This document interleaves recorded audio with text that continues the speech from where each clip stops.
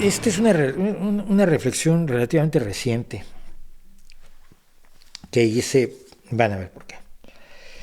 Hay palabras que tienen una carga No, valorativa positiva y palabras... Voy al principio. Voy a tratar de empezar por el principio, que es extremadamente difícil en muchas ocasiones. Durante unos 150 años se ha creído, y el mundo ha creído, que el gran enfrentamiento mundial es entre la democracia y el comunismo marxista, ¿ok? El comunismo marxista se ve a sí mismo y se ha visto a sí mismo como la representación de una forma superior de la democracia.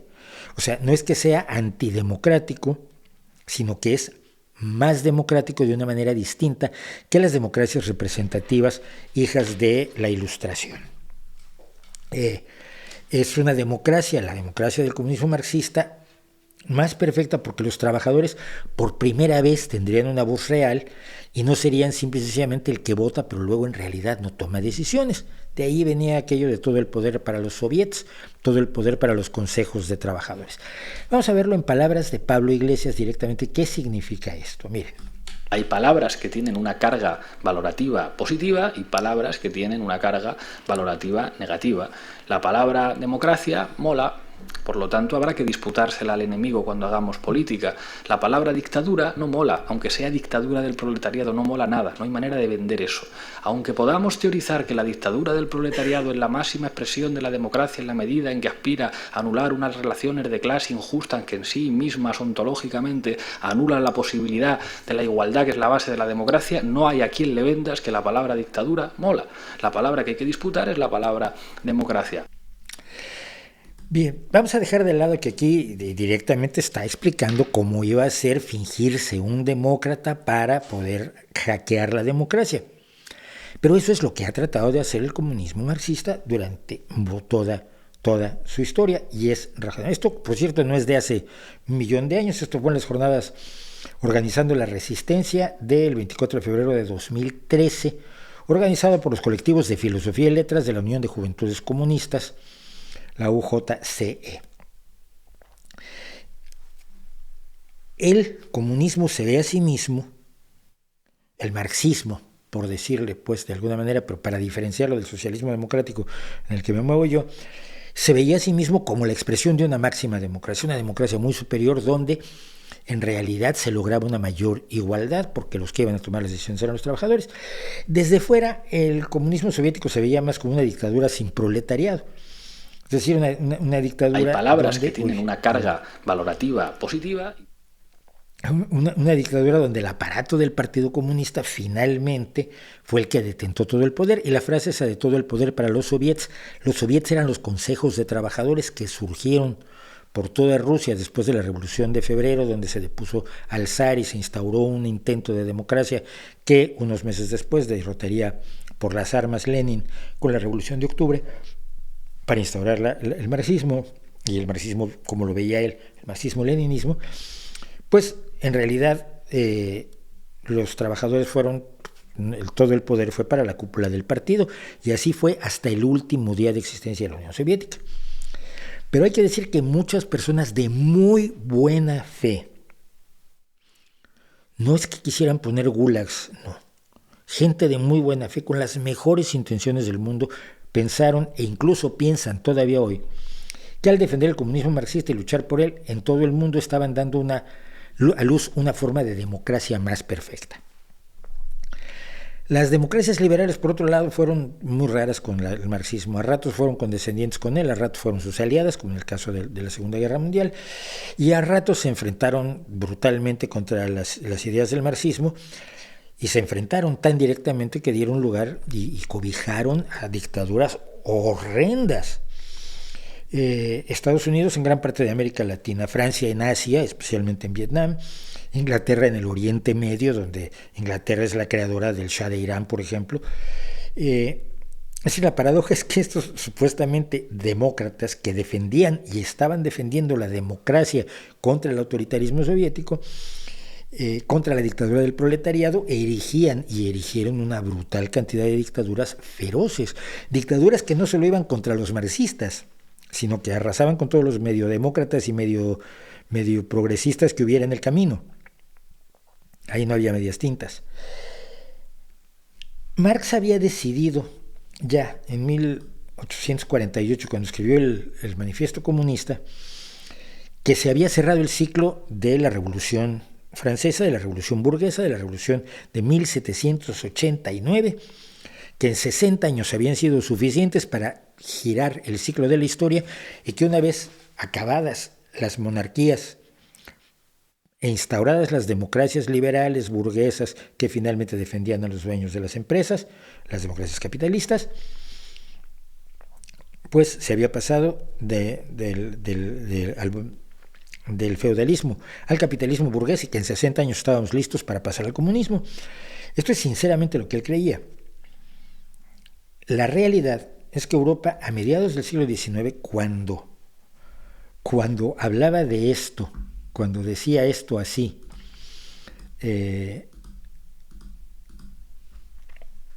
Marx lo que tenía era ni una democracia, pero ni una.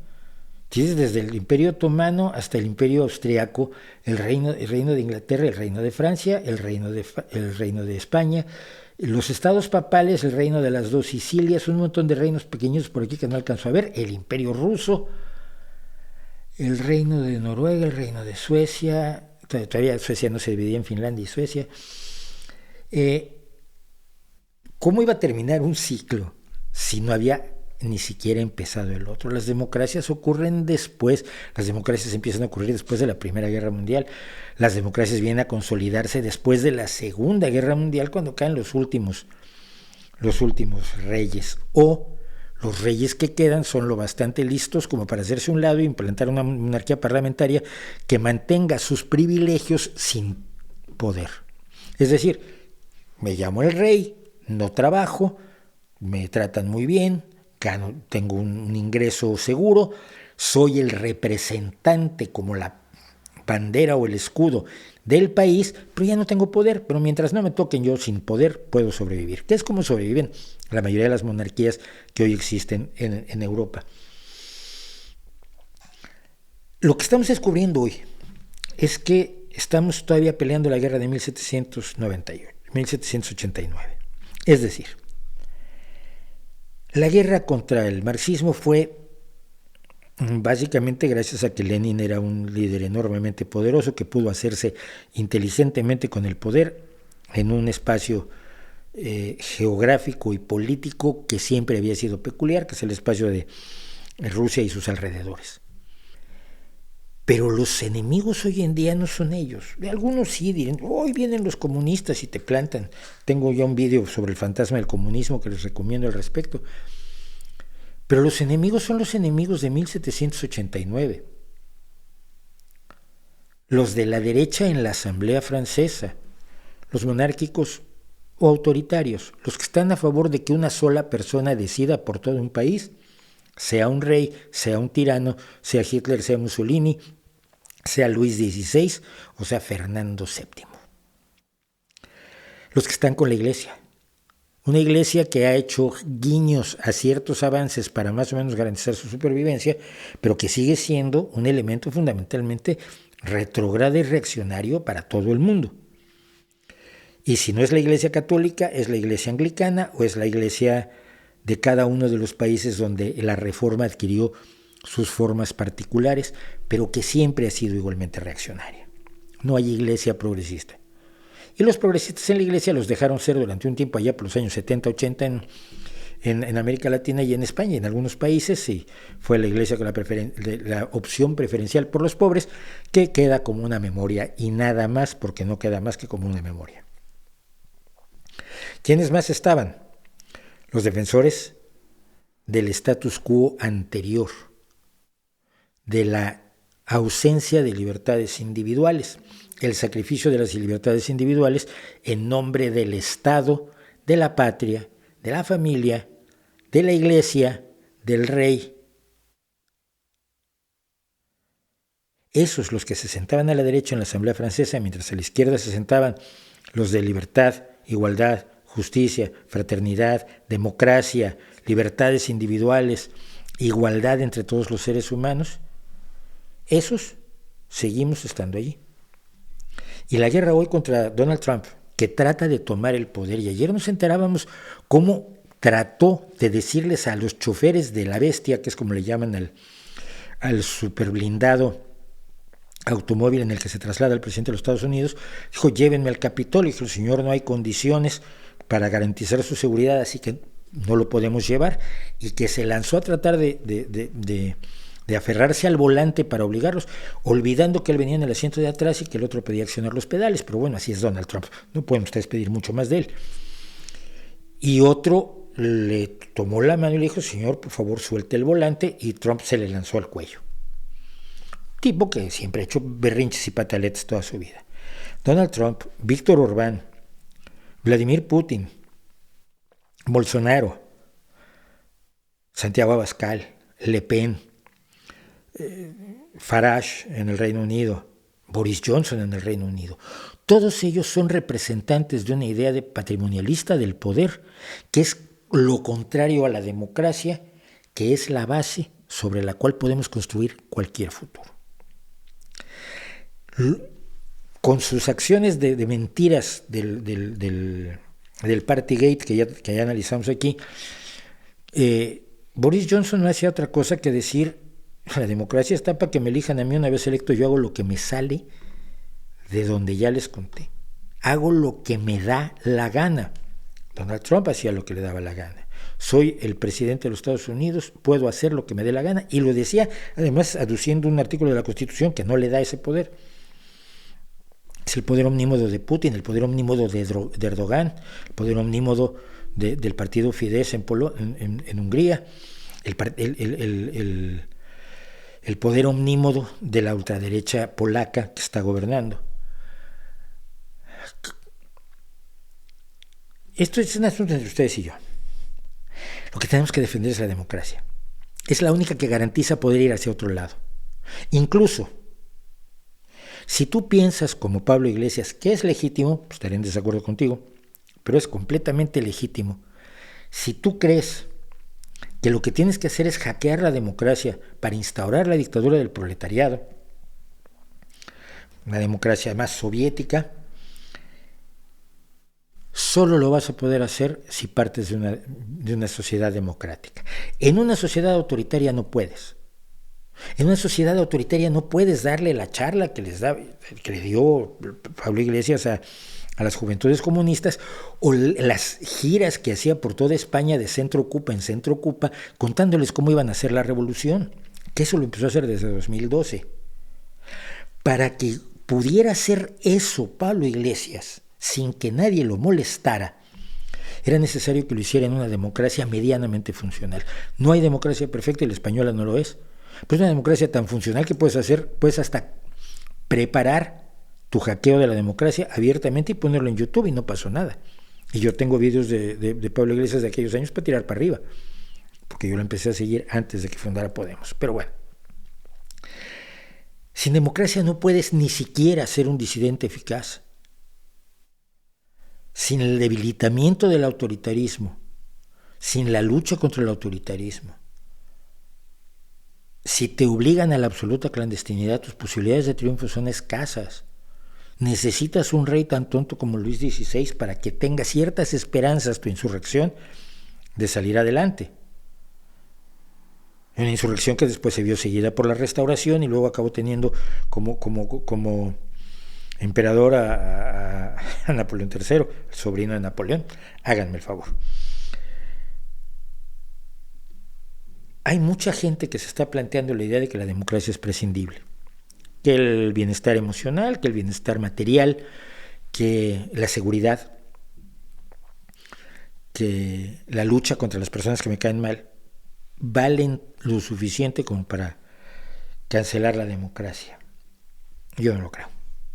Yo no lo creo por todo esto que les he dicho. La única forma en que podemos, sinceramente, construir una sociedad mejor es a partir de la mejor de todas las sociedades que hemos construido hasta ahora. No es la del deber ser, no es la democracia que debería ser, no es la perfección absoluta, no tiene la igualdad que queremos, la justicia que queremos, la solidaridad que queremos, las leyes perfectas que queremos y los jueces impolutos que nos gustaría tener. pero es lo que tenemos y es con lo que hay que trabajar. Cualquier otro punto de partida, cualquier dictadura, cualquier autoritarismo, cualquier hackeo de la democracia, cualquier monarquía con poder, cualquier partitocracia, cualquier cacocracia, que es el gobierno de los ladrones,